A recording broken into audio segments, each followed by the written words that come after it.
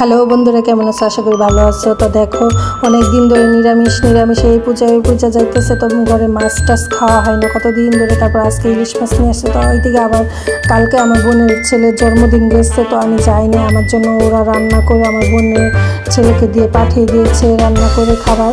তো আমি বলছিলাম যে যাবো না, তো বড়োভাবে মানে নিজেরই ঘরে খাইছে। তো আমি যাইনি বললে আমার বোন আমার জন্য খাবার পাঠাই দিচ্ছে। তো আমার বোন কী রান্না করছে আমি জানি না। তা আমি বলছি যে পাঠাতে হবে না, আমি আসবো না। তারপর আমার বোন তার ছেলেকে দিয়ে জুল করে খাবারটা পাঠিয়ে দিয়েছে। তো এখানে ভাত দিয়েছে, তারপর ডিম রান্না করেছে, তারপর মানে মাংস খুব কষা করে মাংস রান্না করছে। আবার এই কষা মাংসটা আমার কাকাবাবু ভীষণ পছন্দ করে। তো ওর জন্য মানে ভাত দিয়ে খাওয়ার পরেও আবার রাত্রে রুটি দিয়েও খাইছে, ওর এত ভালো লাগছে।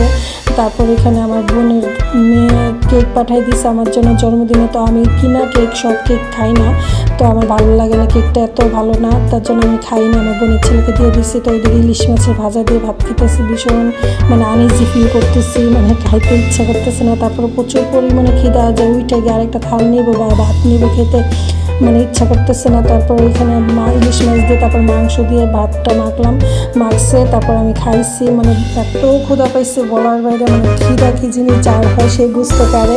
আর কাজ করে সারাদিন মানে আর মন চায় না কোনো কিছু নিজের হাতে করে খাইতে। তারপরে এখানে ভাত না খাওয়ার পর তা আমি এখানে ভাত খাইতেছি। মানে আমার খিদা কী বলবো, লাস্টে এত খাবার খাইছি মানে পেট ভরে গেছে, আর খেতে ইচ্ছে করতেছে। ভালো থেকে তোমরা সবাই, টাটা।